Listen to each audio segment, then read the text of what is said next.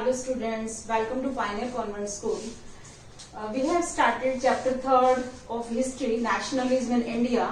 और अभी तक जो हमने लास्ट वीडियो में देखा कि Satyagraha movement was started by Mahatma Gandhi.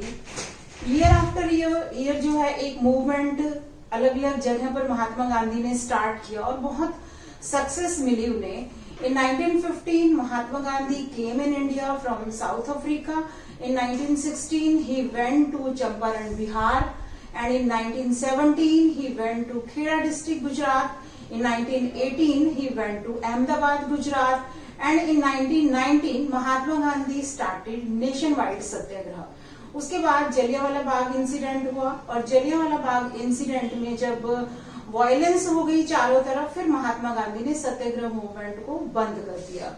तो आज हम डिस्कस करेंगे नॉन कॉपरेशन मूवमेंट कि सत्याग्रह मूवमेंट में महात्मा गांधी को सक्सेस मिली, नो डाउट, बट इसके बाद महात्मा गांधी चाहते थे कि एक मास मूवमेंट हो कि जिसमें बहुत सारे लोग पार्टिसिपेट करें और एक बुलंद आवाज हो जिससे कि मतलब हम ब्रिटिशर्स के रूल को अच्छे से शेकन कर दें और वो यहाँ से चले जाएं.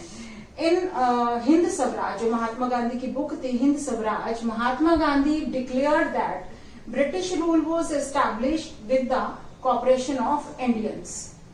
If Indians refuse to cooperate, British rule in India would collapse within a year. बहुत अच्छी स्टेटमेंट दी महात्मा गांधी ने. कहा कि ब्रिटिशर्स यहाँ पर रूल कर रहे हैं. क्यों, क्या रीजन है? Because we are cooperating them. हम उनको हर फील्ड में कॉपरेट कर रहे हैं, हम उनकी एक तरह से बैकबोन बने हुए हैं, तभी वो यहाँ पर इतना प्रॉस्पर कर रहे हैं और उनका जो है रूलिंग पावर वो स्ट्रांग होती जा रही है. नॉन कॉपरेशन मीन्स कि not to cooperate in any field anyhow. कहीं भी हमने ब्रिटिशर्स को कॉपरेट करना ही नहीं है. अगर हम उनको कॉपरेट नहीं करेंगे तो उनकी पावर वीकेंड हो जाएगी, तो वो बहुत जल्दी हमारी कंट्री से बाहर चले जाएंगे. तो महात्मा गांधी ने कहा कि अब समय आ गया है कि हम उनको कहीं भी कॉपरेट ना करें. Non cooperation became a movement. कैसे वो एक मूवमेंट बना, कैसे वो एक आंदोलन बना? With boycott of civil services. कि महात्मा गांधी ने कहा कि आप जो ब्रिटिशर्स के अंडर के जितने भी इंस्टीट्यूशंस हैं, जहां पर भी आप उनके अंडर में गवर्नमेंट जॉब्स कर रहे हो, उनको आप बायकॉट कर दोगे. बायकॉट मीन्स कि वो रिजाइन दे दोगे, आप वहां पे उसका बहिष्कार कर दोगे.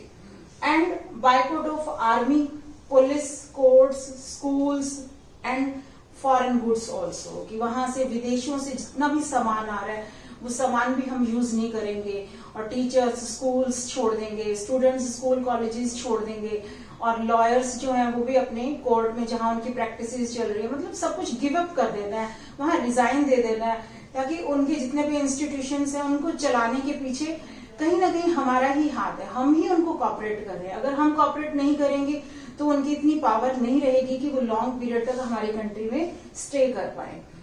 नेक्स्ट जो टॉपिक है दैट इज खिलाफत मूवमेंट. अब व्हाट इज द खिलाफत मूवमेंट?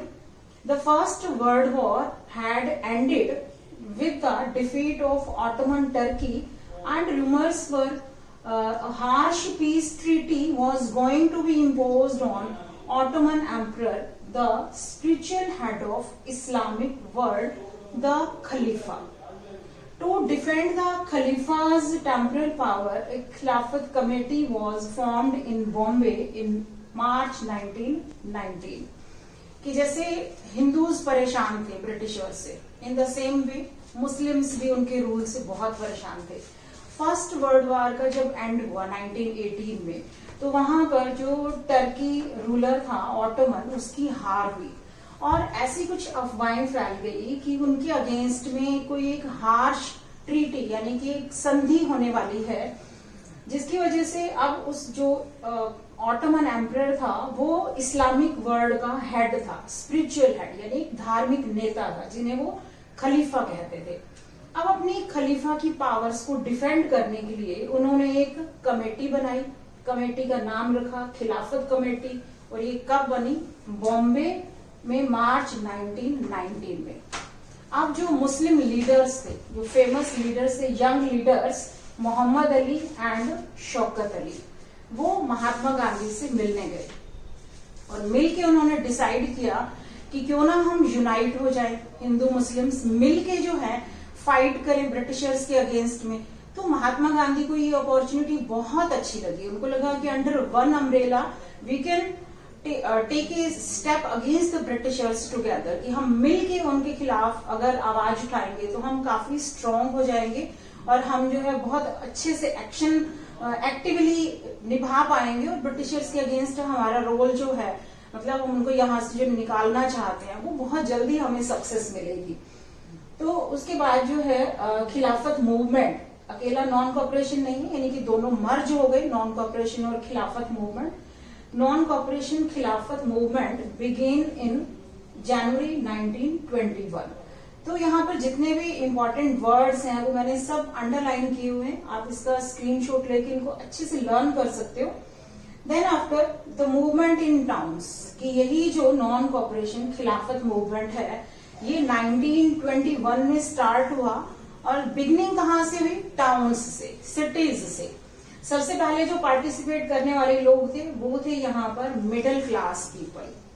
मिडिल क्लास पीपल क्योंकि बहुत सफर कर रहे थे, उन्होंने सबसे पहले इस मूवमेंट में पार्टिसिपेट किया।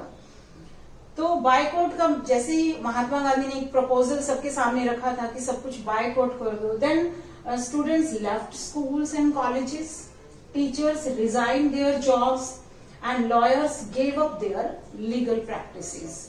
लॉयर्स ने अपनी जॉब जो भी लीगल प्रैक्टिस कर रहे थे वो छोड़ दी। तो सब अपने इंस्टीट्यूशन, स्कूल, कॉलेजेस छोड़ के वो घर बैठ गए और उन्होंने महात्मा गांधी के इस प्रपोजल को बहुत अच्छे से एक्सेप्ट किया और कॉपरेट किया महात्मा गांधी को, और ये डिसाइड किया कि इन फ्यूचर हम ब्रिटिशर्स को बिल्कुल भी कॉपरेट नहीं करेंगे। As the non cooperation movement was started in 1921 और सबने बहुत अच्छे से पार्टिसिपेट किया, एक ही उनका डिसीजन था कि हम ब्रिटिशर्स को बिल्कुल भी कॉपरेट नहीं करेंगे। तो उसके बहुत सारे ब्रिटिश गवर्नमेंट को इकोनॉमिकली इफेक्ट पड़ा, काफी साइड इफेक्ट गया उनकी अर्थव्यवस्था पर।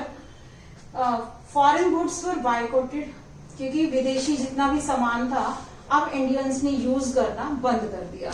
लिकर शॉप्स पिक्टेड, कि जितनी भी शराब की दुकानें थी उनके आगे जो है लोगों ने लाइन लगा के उन शॉप्स को क्लोज करने के लिए आग्रह किया कि ये शॉप्स अब बंद रहेंगी, कोई भी नहीं खोलेगा।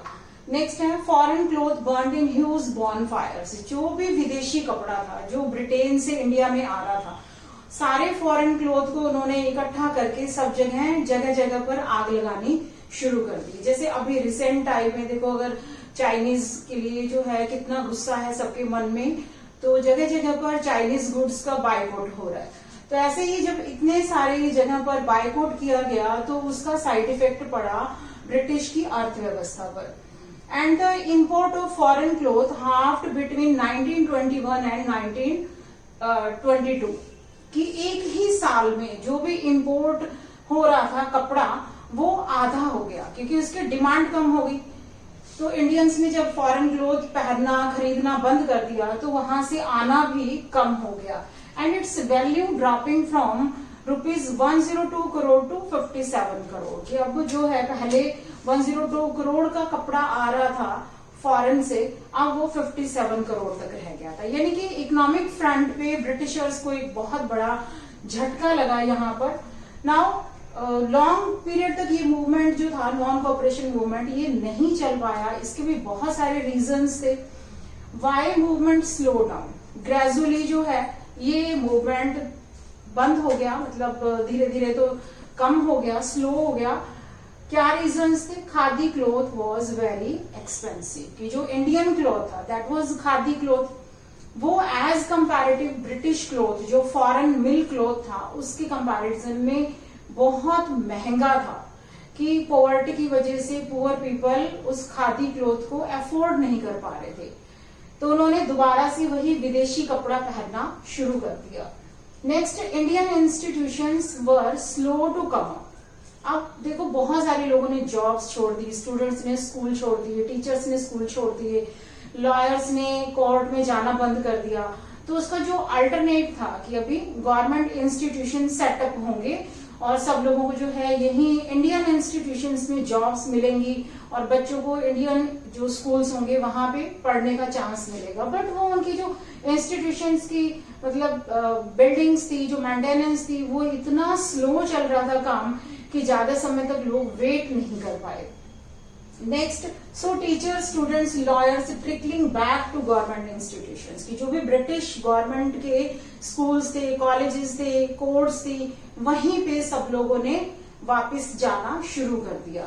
तो ये बहुत सारे रीजंस थे जिसकी वजह से मूवमेंट में ज्यादा मतलब लोग लॉन्ग पीरियड तक पार्टिसिपेट नहीं कर पाए, उनका तो जो भी मतलब एंथुजियाज्म था वो नहीं रह पाया।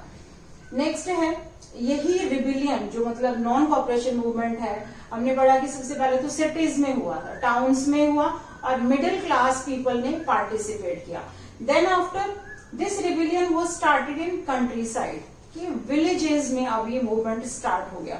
वहां पर भी विलेजर्स, पीजेंट्स बहुत सारी प्रॉब्लम्स को फेस कर रहे थे। यहाँ एग्जाम्पल है, एक इंसिडेंट है इन अवध, पीजेंट्स लेड बाय बाबा रामचंद्र, कि वहां पर अवध में जो किसान थे उनकी बहुत सारी प्रॉब्लम्स थी, लैंडलॉर्ड से काफी वो गुस्सा थे, लैंडलॉर्ड की ऑप्रेसिव पॉलिसीज थी। तो वहां पर जो लीडर थे बाबा रामचंद्र ने जो है इन पीजेंट्स को मोटिवेट किया, इंसिस्ट किया कि हम इन जो लैंडलॉर्ड्स हैं, तालुकदार्स हैं, इनके अगेंस्ट में आवाज उठाएंगे। अब इस जो मेन मूवमेंट था वो किसके अगेंस्ट में था? वही विलेज के जो तालुकदार थे और जो लैंडलॉर्ड थे, कि वो फार्मर से, जो भी पीजेंट्स थे, उनसे काम करवाते थे।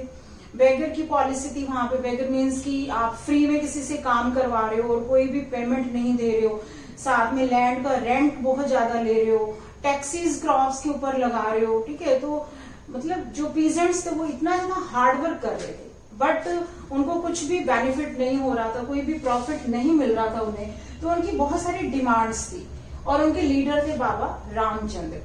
फर्स्ट क्या डिमांड थी इन पीजेंट्स की अवध में? रिडक्शन ऑफ रिवेन्यू, कि जो भी लैंडलॉर्ड्स ने उनके ऊपर, पीजेंट्स के ऊपर लैंड का जो टैक्स लगाया हुआ था क्रॉप्स के ऊपर, वो कम कर दें। सेकेंड, अबोलिशन ऑफ बेगर, ये जो भी बेगर की पॉलिसी थी कि आप फ्री में किसी से काम करवा रहे हो, इतना हार्ड वर्क करवा रहे हो किसी से और बदले में कोई भी पेमेंट नहीं दे रहे, तो इस सिस्टम को भी अबॉलिश किया जाए। Social boycott of oppressive landlords, कि जो भी लैंडलॉर्ड है उनकी जो ऑपरेसिव सिस्टम है, जिस तरह का उनका नेचर है, उनसे हम सोशली बायकॉट करें। तो ये इनकी डिमांड्स थी बहुत सारी। In many places, नाई धोबी बंद्स were organized by पंचायत। अब इसके जवाब में क्या किया लोगों ने? नाई धोबी बंद। नाई धोबी बंद मीन्स कि इन लैंडलॉर्ड्स की जो भी सर्विसेज हैं, लाइक बार्बर की और वॉशरमैन की, वो हम नहीं करेंगे, यानी इनको भी यहाँ पर हम कॉपरेट नहीं करेंगे। एक तरह से ये नॉन कॉपरेशन मूवमेंट ही है कि विलेजर्स ने, पीजेंट्स ने डिसाइड किया कि हम लैंडलॉर्ड्स को, तालुकदार्स को बिल्कुल भी कॉपरेट नहीं करेंगे। In June 1920 Jawaharlal Nehru began going around the villages in Awadh. अब जवाहरलाल नेहरू जी अवध के विलेजेस में आए, उन्होंने पीजेंट्स से बातचीत की और उनकी प्रॉब्लम्स सुनी और उसका सोल्यूशन निकालने के लिए कुछ स्टेप्स उठाए।